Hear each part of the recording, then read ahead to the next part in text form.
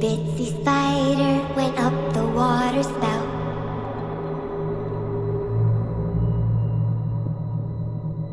Down came the rain and washed the spider out.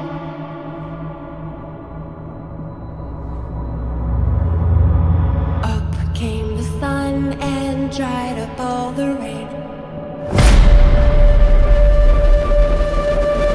The itsy bitsy spider went up the spout again.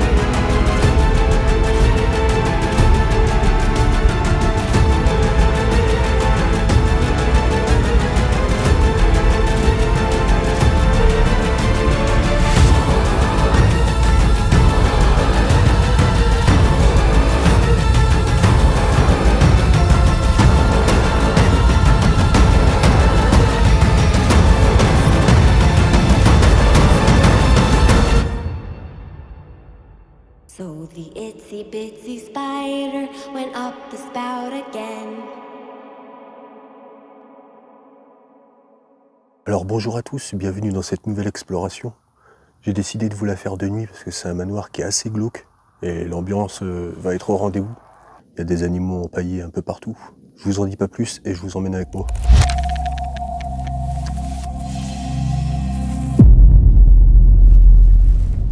Regardez-moi cette ambiance. Avec tout de suite les animaux qui nous accueillent. Les animaux empaillés. Avec un énorme billard. C'est même des queues en bambou. Alors je sais pas si ça a été fait maison. L'illustration 1917.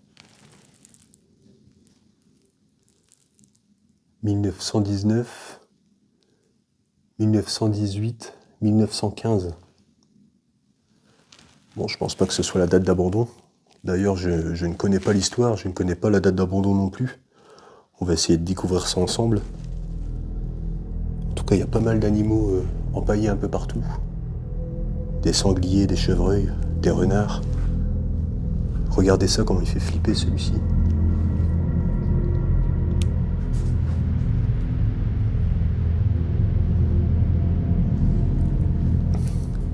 On a aussi un vieux piano. Peut-être qu'il fonctionne encore. Ouais, ça fonctionne encore malgré l'état.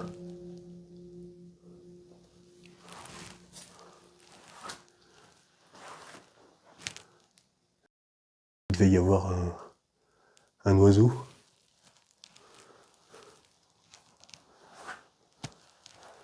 Un faisan.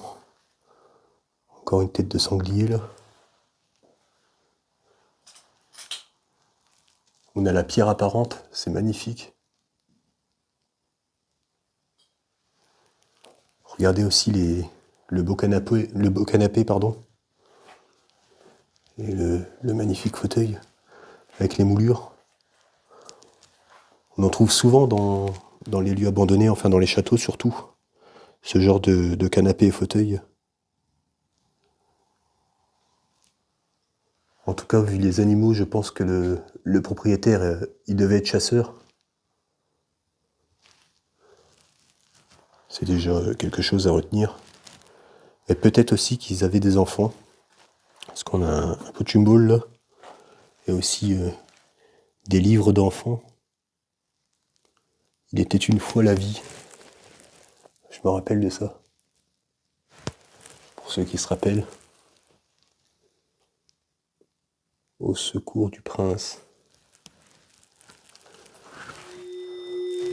Regardez ça. Il reste absolument tout. Il y a encore toute la vaisselle.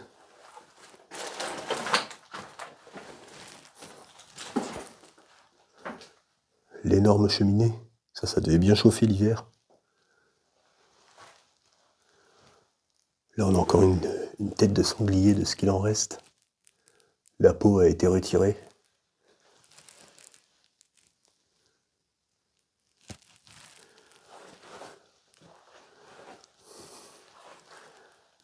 La vieille chénifie des années 90.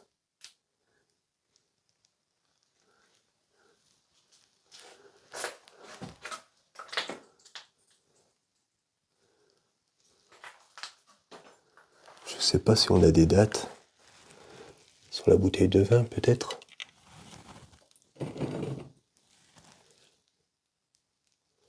Je vois pas.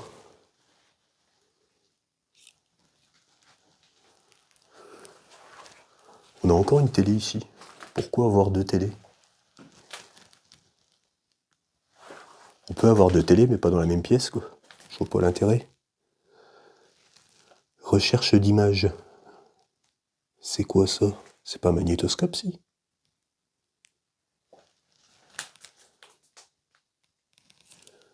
Magnétoscope à cassette, d'accord.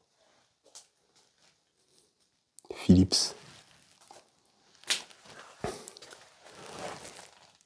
Là, on dirait que c'est la cave. On va essayer d'y aller après. Et là, on a un vieil album photo, regardez. Tout en noir et blanc. La photo du bas aussi, elle est encore plus vieille, j'ai l'impression. Peut-être la famille du propriétaire.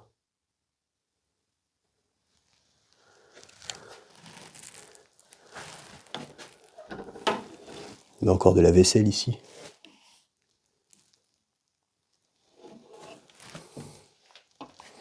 Est-ce qu'on a des dates là-dessus?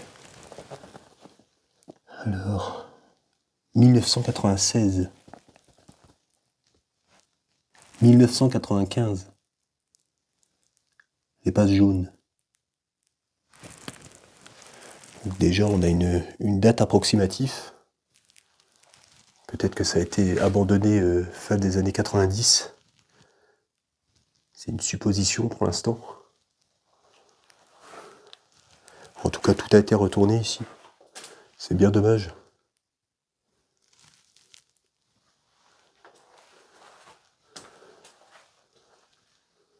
Le vieux téléphone d'époque, là.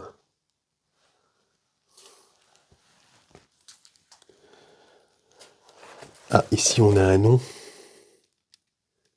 Le Paul. On a une adresse qui est à Paris.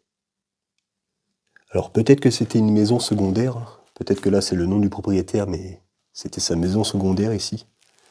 Et qu'ils habitaient à Paris. Ah, ici c'est la cuisine. Pareil avec encore tout. Regardez, on a même encore de l'apéro sur la table.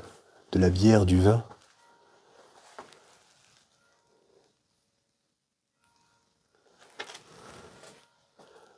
Un petit peu de bordel sur le meuble.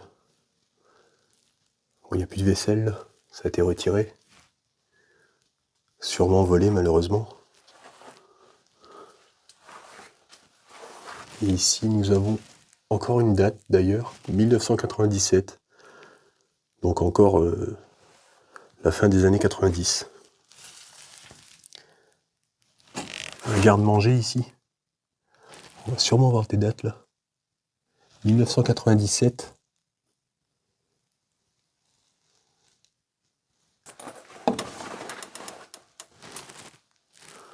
Oh, tout a été fouillé.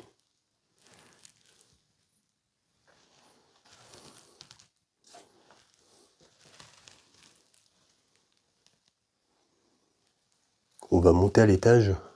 Je pense que c'est les chambres, hein, vu qu'on a fait tout le rez-de-chaussée. Un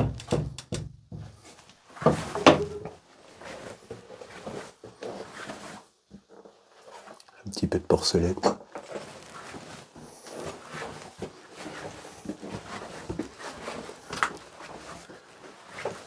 Donc là, pour info, je suis en plein road trip urbex. Je me dirige vers le Grand Est pour aller voir Urbex Kitcha. pour ceux qui connaissent. Si vous connaissez pas, n'hésitez pas à vous abonner sur YouTube. Kitcha avec 4 A. Et vous avez aussi Laurie, Low Explo, qui est aussi sur YouTube et TikTok. Donc n'hésitez pas à les suivre. Pour l'instant, ils sont en pause, mais ils vont s'y remettre assez rapidement.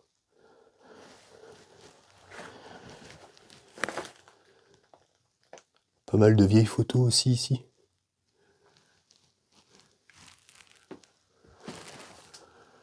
Regardez ce vieux lit.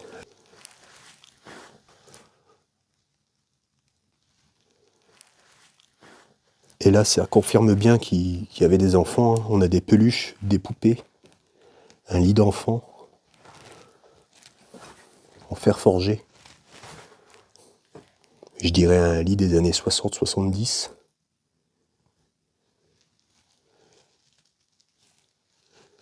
Des jouets de filles, j'ai l'impression.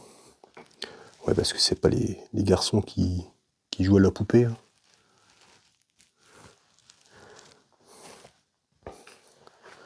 Je vais éviter de te trop montrer le sol parce qu'il y a pas mal d'infos. Ou alors je flouterai si vraiment j'en aperçois. D'ailleurs ici on a Virginie Mat 2. Donc peut-être la fille qui s'appelait Virginie. La fille est propriétaire. La fille de Paul.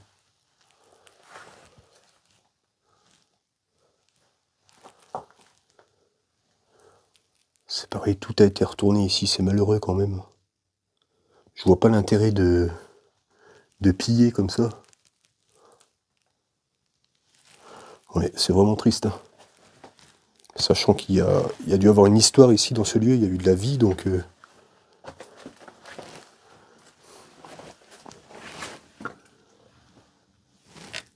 Ça m'a fait peur, la tête au-dessus de la cheminée. Ici, on a encore une chambre. La chambre des parents, je pense.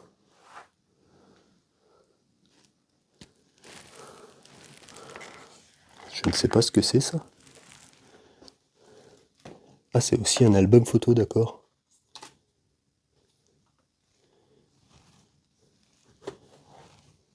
Ouais, il est vide.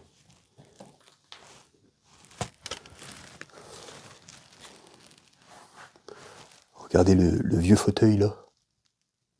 Bien d'époque.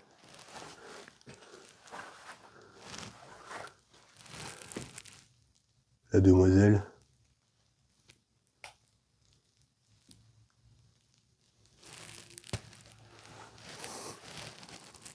Agenda 1949. Oui, super vieux l'agenda. Regardez, 1949.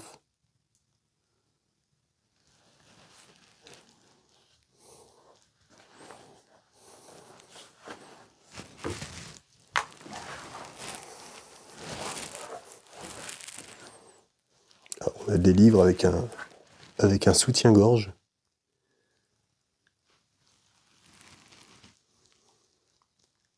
Il y a une tonne de toiles d'araignée. On voit peut-être pas sur la vidéo, mais il y en a énormément.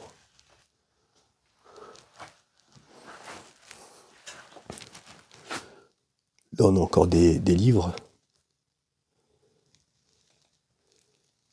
Bretagne.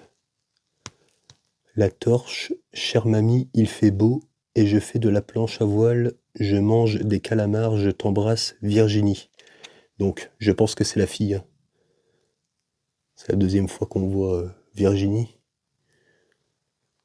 Alors peut-être qu'elle faisait du cheval aussi. Un petit lit d'appoint ici. Pour recevoir les amis sans doute. Alors peut-être que par là c'est des chambres aussi. Ah, on a la salle de bain. Avec encore pas mal de produits d'hygiène. Du parfum encore.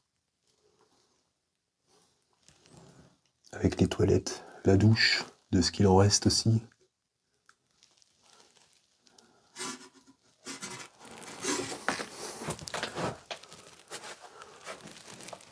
On dirait un débarras.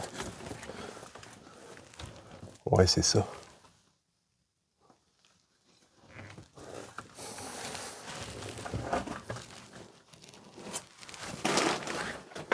Ici, ça devait être une chambre aussi, qui a été complètement retournée.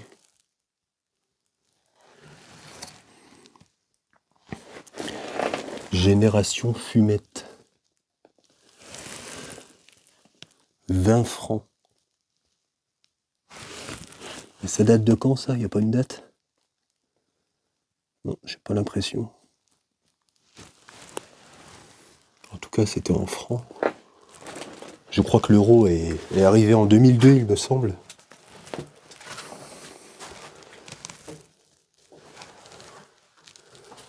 On va aller voir la cave.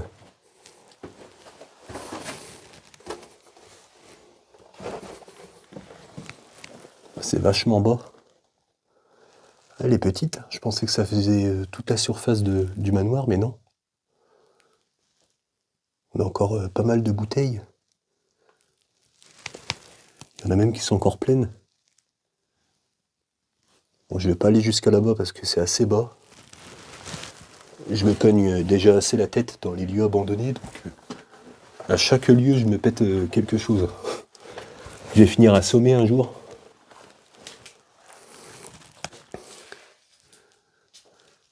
Ah si, j'ai oublié de vous montrer le grenier.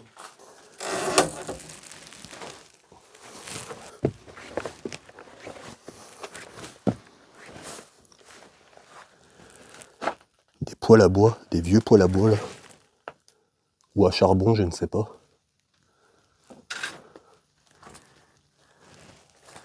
Regardez la vieille malle.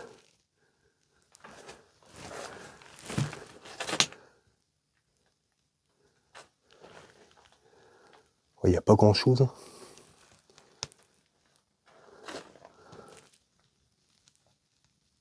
J'entends les voisins.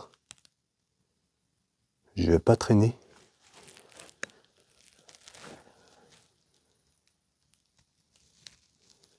Donc voilà, la vidéo se termine ici. J'espère qu'elle vous a plu. J'ai préféré le faire de nuit, ce manoir-là, parce que, comme je vous ai dit en début de vidéo, il y a l'ambiance. Donc c'était une exploration super cool pour moi. J'espère que pour vous aussi. Si ça vous a plu, n'hésitez pas à liker, à partager et à vous abonner. Moi, je vous dis à la prochaine pour une prochaine vidéo. Ce manoir appartenait à un couple et 2 filles. Le père Paul devait être chasseur au vu de tous les animaux empaillés. Ça devait être une résidence secondaire car j'ai retrouvé pas mal de courriers avec le nom du père et une adresse à Paris. Mais par contre, je n'ai pas trouvé de traces de la mère, si ce n'est que des vêtements. Une des filles, Virginie, devait être passionnée par les chevaux. Elle avait donc une petite sœur. Mais que s'est-il passé? Mais pourquoi cette magnifique bâtisse se retrouve-t-elle abandonnée? Que sont devenues les 2 filles? Problème d'héritage? Je n'en saurai pas plus.